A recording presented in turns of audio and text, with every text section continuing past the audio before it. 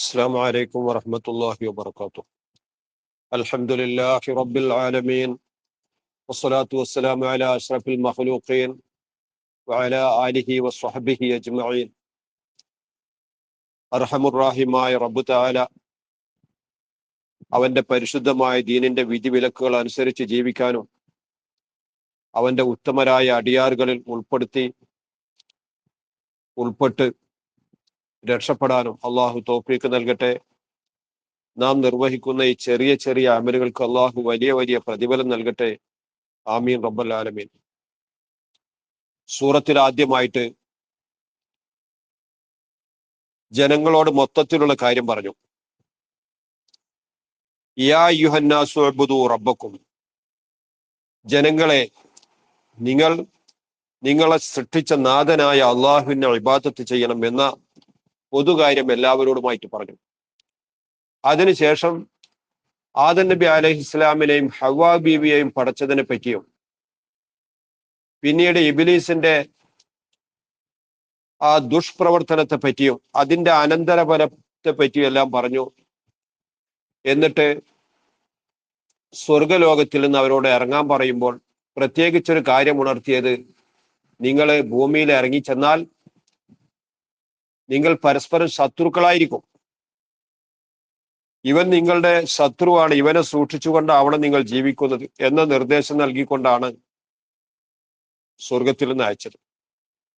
സ്വർഗത്തിൽ നിന്ന് അയക്കുമ്പോൾ പ്രത്യേകിച്ച് നൽകിയ മറ്റൊരു നിർദ്ദേശമാണ് ഇനി പറയാനുള്ളത്.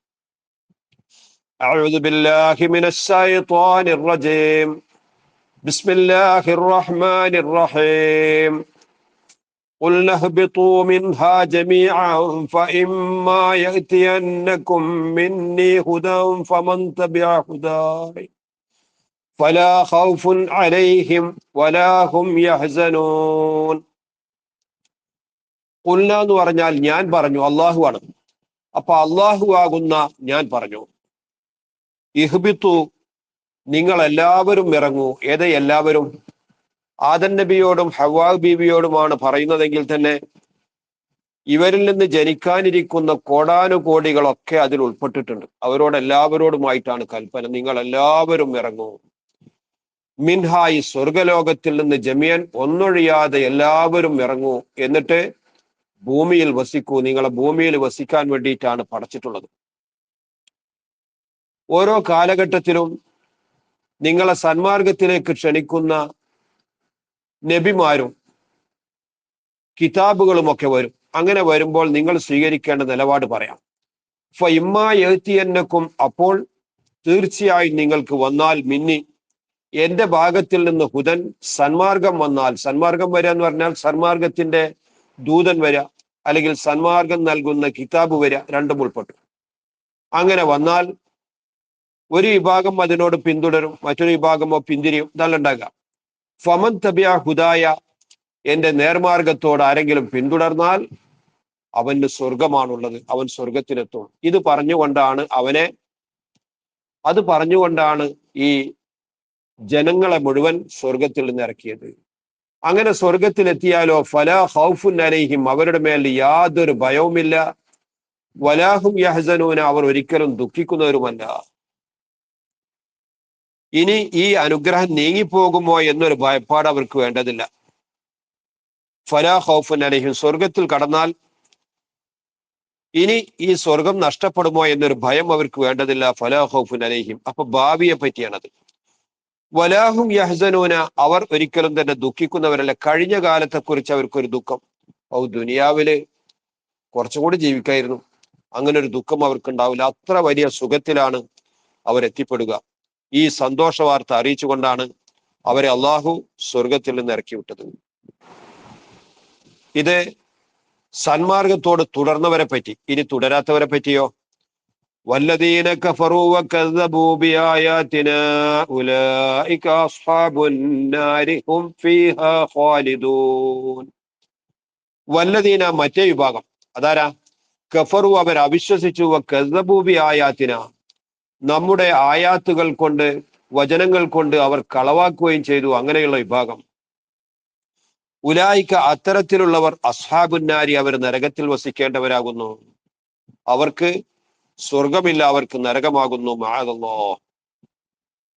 ഹും അവർ ഫീഹ നരകത്തിൽ ഖാലിദൂന എക്കാലത്തും താമസിക്കുന്നവരാകുന്നു. അവസാനിക്കാത്ത കാലം, ഒരിക്കലും തീരാത്ത കാലം ഒരു നരകത്തിൽ വസിക്കേണ്ടവരാകുന്നു. അപ്പൊ ജീവിത പദ്ധതികൾ, ജീവിക്കേണ്ടതിന്റെ മാർഗരേഖ മുഴുവനും മനസ്സിലാക്കി കൊടുത്തുകൊണ്ടാണ് അള്ളാഹു മനുഷ്യനെ ഭൂമി ലോകത്തേക്ക് ഇറക്കിയത്. നിങ്ങൾക്കിടയിൽ കലാപമുണ്ടാകും, കുഴപ്പമുണ്ടാകും, ഫസാദ് ഉണ്ടാകും, അതൊക്കെ സൂക്ഷിക്കണം. സന്മാർഗത്തിലേക്ക് നയിക്കാൻ നിങ്ങളിലേക്ക് മാർഗദർശികൾ വരും. അപ്പോൾ നിങ്ങൾ സ്വീകരിക്കേണ്ട നിലപാട് ഇന്നതാണ്, ഇന്നതാവരുത്. ഇന്നത് സ്വീകരിച്ചാൽ ഈ സ്വർഗത്തിൽ നിങ്ങൾക്ക് എത്താൻ പിന്നീട് യാതൊരു വിഷമം ഉണ്ടാവില്ല. അതല്ലെങ്കിലോ എത്തുന്നത് സ്വർഗത്തിലേക്കാകില്ല. അപ്പോഴോ അത് വല്ലാത്ത ദുരിതത്തിന് കാരണമാണ്. എല്ലാം മനസ്സിലാക്കി കൊടുത്തുകൊണ്ട് സ്വർഗത്തിൽ നിന്ന് അവരെ ഇറക്കി വിട്ടു. അങ്ങനെ ആദം നബി അലൈഹിസ്സലാം ഭൂമി ലോകത്ത് ജീവിച്ചു. സെറന്ദീപിൽ നിന്ന് തുടങ്ങിയ യാത്ര ശ്രീലങ്കയിൽ നിന്നും, മറ്റാള് ജിദ്ദയിൽ നിന്നും തുടങ്ങി. രണ്ടുപേരും രണ്ട് സ്ഥലത്താണല്ലോ. അവസാനം അവര് അറഫ എന്ന സ്ഥലത്ത് ഒരുമിച്ച് കൂടി. അതുകൊണ്ടാണ് അതിന് അറഫ, പരസ്പരം കാണുകയും അറിയുകയും ചെയ്ത സ്ഥലം എന്ന് അതിനർത്ഥമുണ്ട്. അള്ളാഹു നമ്മെ ആ അറഫ ഭൂമിയിലേക്കും അതുപോലുള്ള പ്രധാനപ്പെട്ട മുഖദ്ദസായ സ്ഥലങ്ങളിലേക്കും എത്തിക്കട്ടെ. അമലുകളൊക്കെ ചെയ്യാനുള്ള തൗഫീക്ക് നൽകട്ടെ. അവിടെ വെച്ച് ഇവർ തമ്മിൽ കണ്ടുമുട്ടുകയും പരസ്പരം അറിയുകയും പിന്നെ ഒന്നിച്ച് ജീവിക്കുകയും ചെയ്തു. അങ്ങനെ ആദം നബി അലൈഹിസ്സലാമിന്റെ വഫാത്ത് കാലം 1000-ൽ-അധികം കൊല്ലം ജീവിച്ചിട്ടുണ്ട്. 1,00,000 മക്കളും പേരമക്കളുമായിട്ട് തനിക്കുണ്ടായിരുന്നു. അതിനുശേഷമാണ് ആദം നബി ഈ ലോകത്തോട് വിട പറഞ്ഞത്. പിന്നീട് അങ്ങനെ കാലഘട്ടം കഴിഞ്ഞു. ഇബ്രാഹിം നബി അലൈഹിസ്സലാമിന്റെ കാലം വന്നു. മക്കളായ ഇസ്മായിൽ നബി അലൈഹിസ്സലാമും ഇസ്ഹാഖ് നബിയും വന്നു. ഇസ്ഹാഖ് നബിയുടെ പരമ്പരയിൽ മഹാനായ യാക്കൂബ് നബി അലൈഹിസ്സലാം വന്നു. യാക്കൂബ് നബി അലൈഹിസ്സലാമിന്റെ മക്കൾക്കാണ് ബനു ഇസ്രായേൽ എന്ന് പറയുന്നത്. ഇസ്രായേൽ എന്ന പേര് യാക്കൂബ് നബിയുടെ പേരാണ്. ഇസ്രായേലിലേക്ക് അള്ളാഹു ധാരാളം അമ്പിയാക്കളെ അയച്ചിട്ടുണ്ട്. അവരുടെ സംഭവം വളരെ ബഹുലമാണ്. അതുകൊണ്ട് ഇനി അതിനെക്കുറിച്ചാണ് പറയുന്നത്. യാ ബനി ഇസ്രായീൽ അദ്കുറൂ നിഅമതി അല്ലതി അൻഅംതു അലൈക്കും വഔഫൂ ബിഅഹ്ദി ഊഫി ബിഅഹ്ദിക്കും വഇയ്യായ ഫർഹബൂൻ. യാ ബനി ഇസ്രായേല, ഓ ഇസ്രായേൽ സന്തതികളെ. ഇസ്രായേൽ എന്ന് പറയുന്നത് യാക്കൂബ് നബി അലൈഹി ഇസ്ലാമിന്റെ പേര്.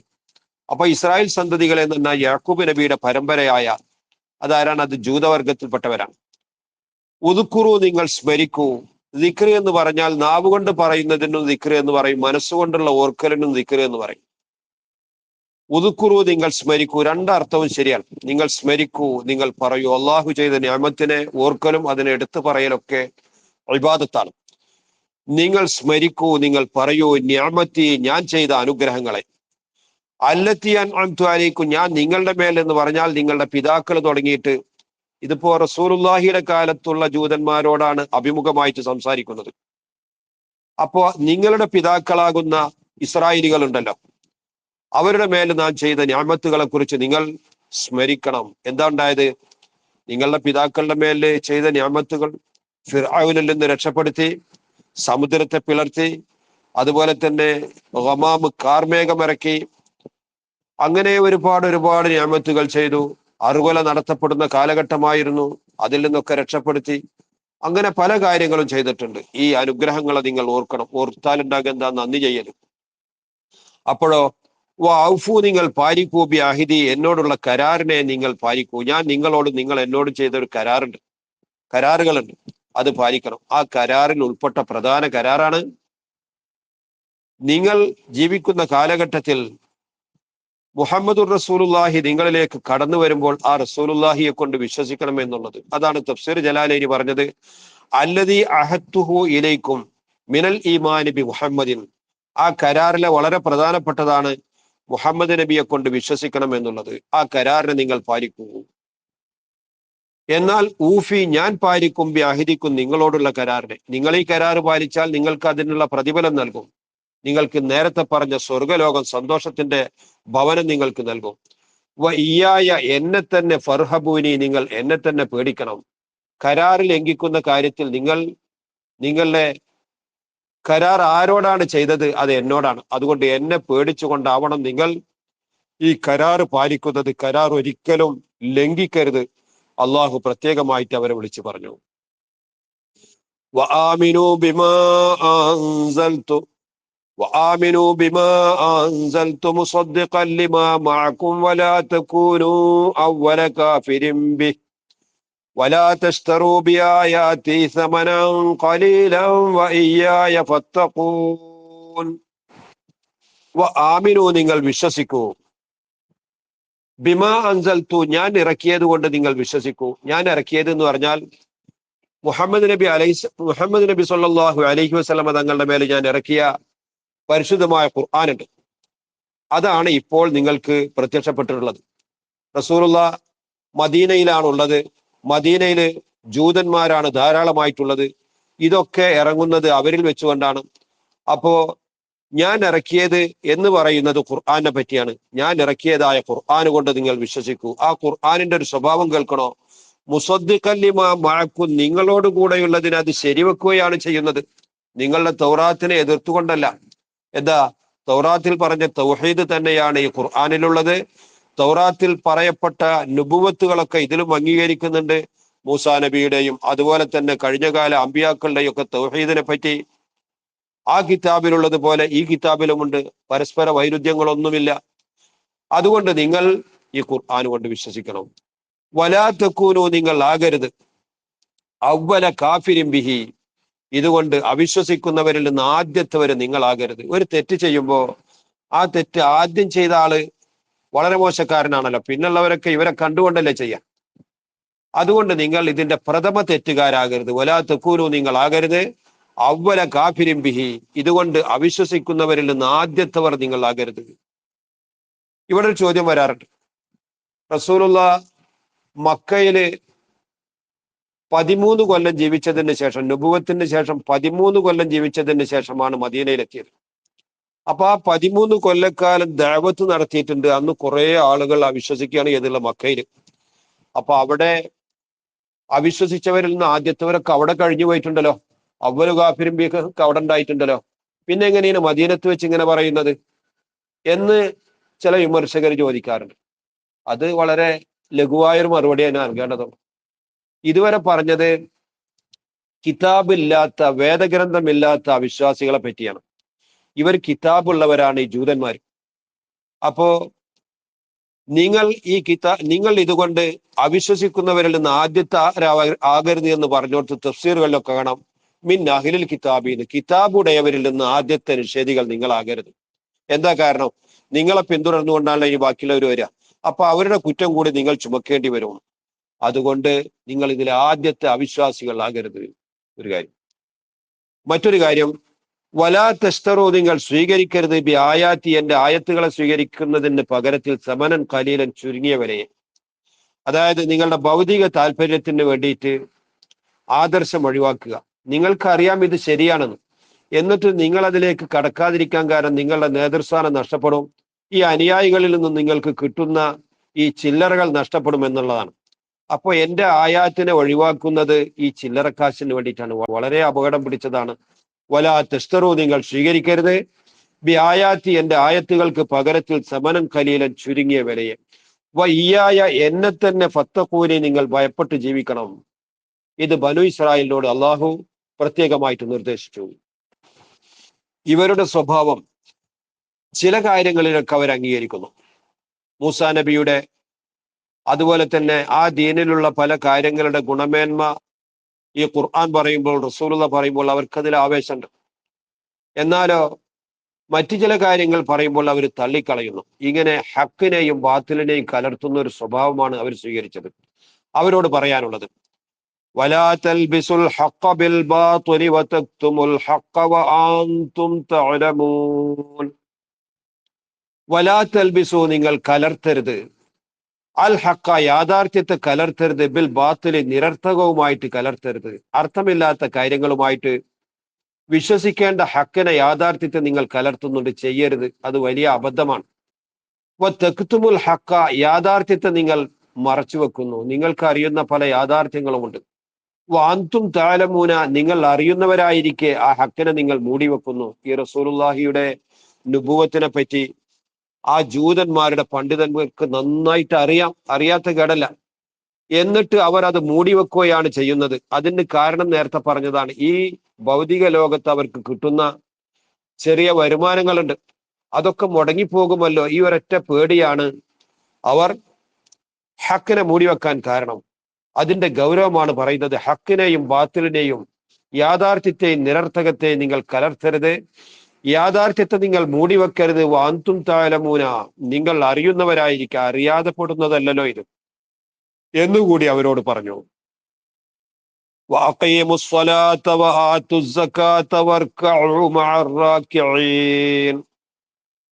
നിങ്ങൾ മുസ്ലിം ആവണം. മുസ്ലിം ആയാലുള്ള അടയാളങ്ങൾ പറയട്ടെ. വാഖീമുസ്വലാത്ത, നിസ്കാരത്തെ നിങ്ങൾ നിലനിർത്തൂ. വാത്തു സക്കാത്ത, സക്കാത്ത് കൊടുത്തു വിട്ടു. വർക്കഉ മഅർറാക്കിഈൻ, റുക്വ ചെയ്യുന്നവരോട് കൂടെ നിങ്ങൾ റുക്വ ചെയ്യൂ. നിസ്കാരത്തിന്റെ പ്രധാന അമലുകളിൽ ഒന്നാണ് റുക്വ. ആ റുക്വ ചെയ്യുന്നവരോട് കൂടെ നിങ്ങൾ റുക്വ ചെയ്യൂ. ഇതിന്റെ അർത്ഥം നിങ്ങളൊക്കെ മുസ്ലിം ആകൂ എന്നാണ്. നിസ്കാരം എന്നുള്ളത് പരിശുദ്ധമായ ദീനുൽ ഇസ്ലാമിലെ ഏറ്റവും പ്രധാനപ്പെട്ട അമലാകുന്നു. അഫ്ളലുൽ ഇബാദാത്തിൽ ബദനിയത്തി കുല്ലിഹ സ്വലാ, മനുഷ്യൻ അവന്റെ ശരീരം കൊണ്ട് എടുക്കുന്ന ഇബാദത്തുകളിൽ വെച്ച് ഏറ്റവും പ്രധാനപ്പെട്ടതാണ് നിസ്കാരം.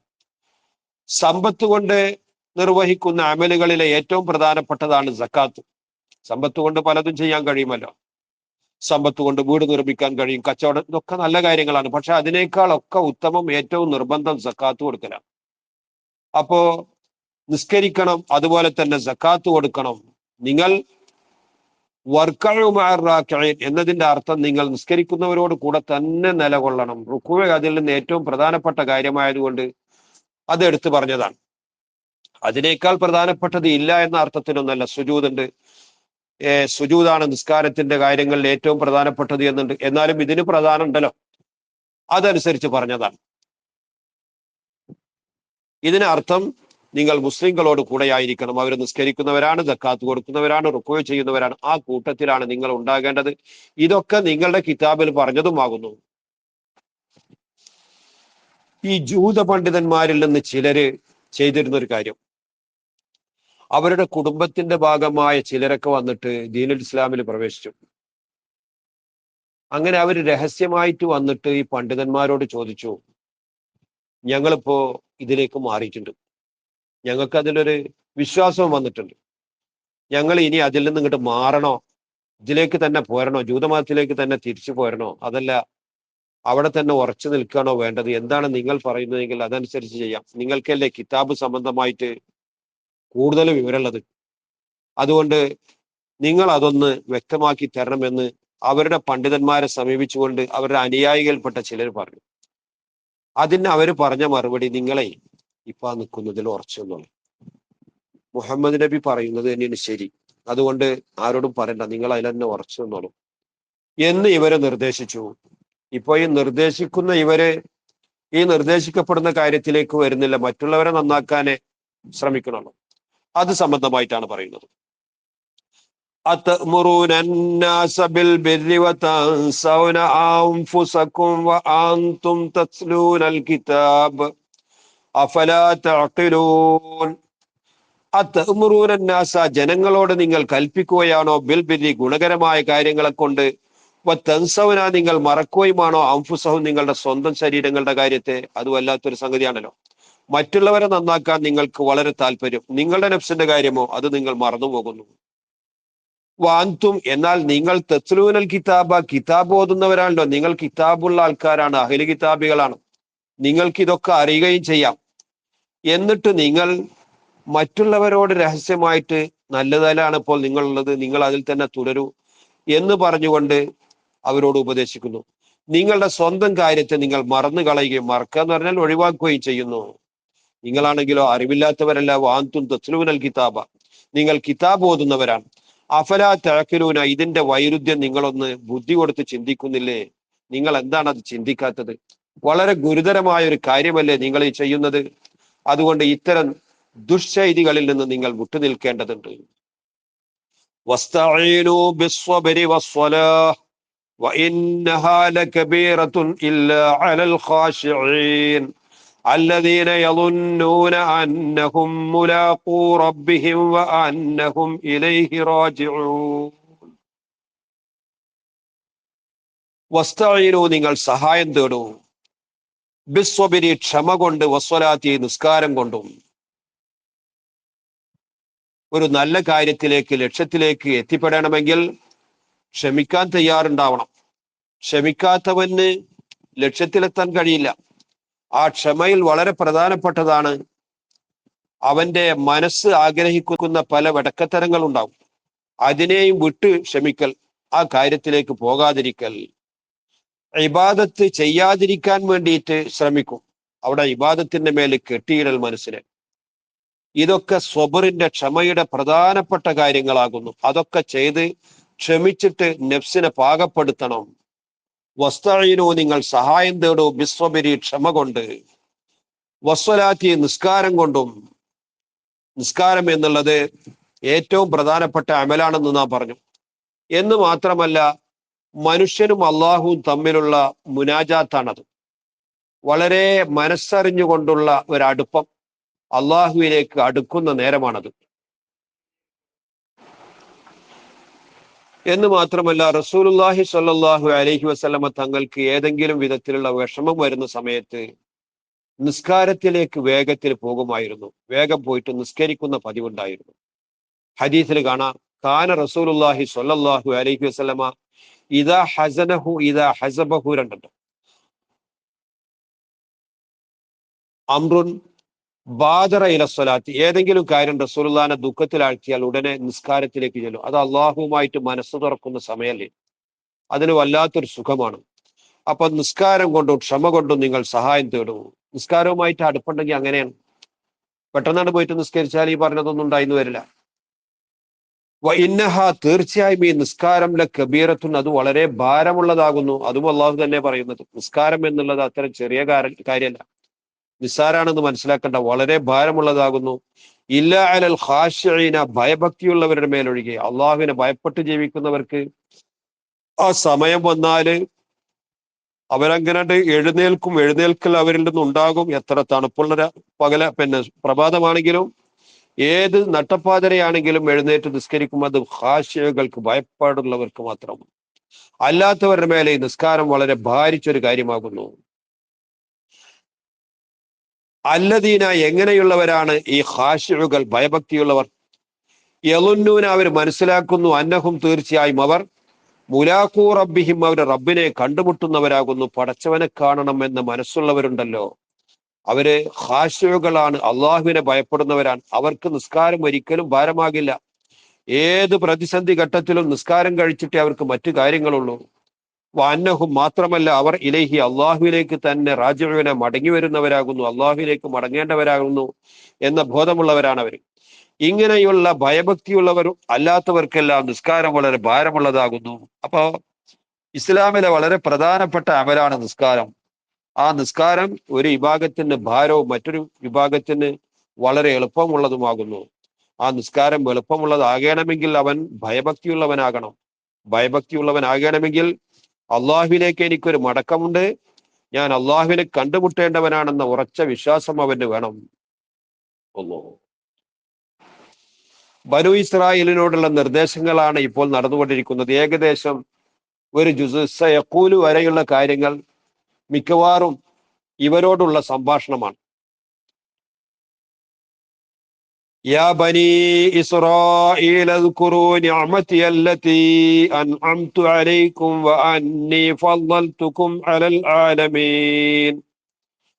യാ ബനീ ഇസ്രായീല, ഓ ഇസ്രായേൽ സന്തതികളെ, ഉദ്കുറു, നിങ്ങൾ ഓർക്കുക തന്നെ വേണം, നിങ്ങൾ പറയുക തന്നെ വേണം, നിഅമതി, എന്റെ അനുഗ്രഹത്തെ, അല്ലതി അൻഅംതു അലൈക്കും, ഞാൻ നിങ്ങളുടെ മേൽ ചെയ്ത അനുഗ്രഹങ്ങളുണ്ടല്ലോ, അത് നിങ്ങൾ ഓർക്കുകയും പറയുകയും വേണം. അങ്ങനെ ഓർക്കുകയും പറയുകയും ചെയ്യുമ്പോഴല്ലേ അള്ളാഹുമായിട്ട് അടുക്കാനും അള്ളാഹുവിന്റെ കൽപ്പനക്ക് വഴിപ്പെടാനും സന്നദ്ധരാവുക. അന്നി, മാത്രമല്ല ഞാൻ ഫളൽതുക്കും, നിങ്ങളെ ഞാൻ ശ്രേഷ്ഠരാക്കിയിരിക്കുന്നു, അലൽ ആലമീന, നിങ്ങളുടെ കാലഘട്ടത്തിൽ ജീവിച്ച മറ്റുള്ളവരെക്കാൾ, എല്ലാവരെക്കാളും അല്ല. ഇപ്പൊ മുഹമ്മദ് റസൂലുള്ളാഹി ഉണ്ട്, റസൂലുള്ളാഹിയുടെ ഉമ്മത്തുണ്ട്, ഇബ്രാഹിം നബി, അങ്ങനല്ല. നിങ്ങളുടെ കാലഘട്ടത്തിൽ ജീവിച്ച ആ ജനങ്ങളെക്കാൾ നിങ്ങളെയാണ് അന്ന് ആദരിച്ചിട്ടുള്ളത്. ഇങ്ങനെ ഒരു പ്രധാന പദവിയും നിങ്ങൾക്ക് നൽകിയിട്ടുണ്ട്.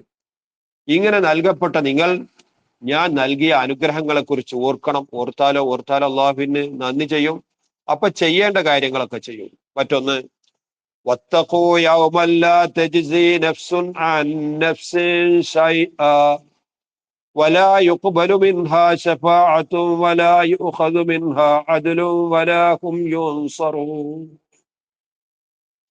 വത്തഖൂ, നിങ്ങൾ സൂക്ഷിക്കണം, നിങ്ങൾ ഭയപ്പെടണം. യൗമൻ, ഒരു ദിവസം വരാൻ പോകുന്നുണ്ട്, കഠോരമായ ദിവസമാകുന്നു. ആ ദിവസത്തെ നിങ്ങൾ ഭയപ്പെട്ട് ജീവിക്കണം. ആ ദിവസത്തിന്റെ പ്രത്യേകത കേൾക്കണോ?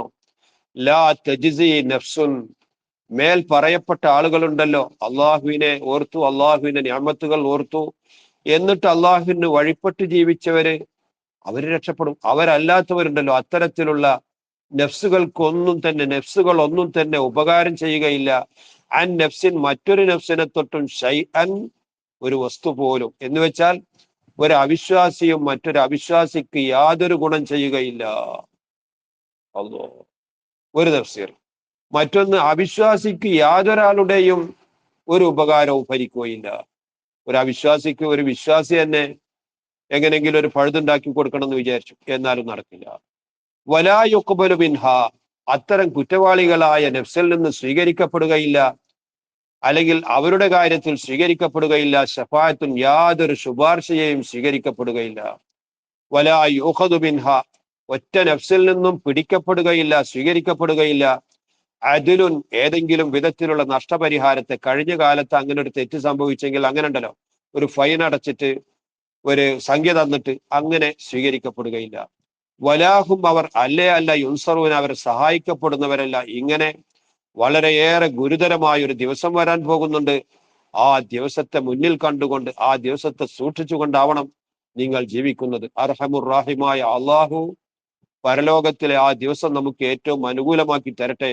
അതിന് നമ്മുടെ ഈ ജീവിതവും നമ്മുടെ ജീവിതത്തിൽ നാം നിർവഹിക്കുന്ന കാര്യങ്ങളൊക്കെ അള്ളാഹു കാരണമാക്കട്ടെ. ആമീൻ റബ്ബൽ ആലമീൻ.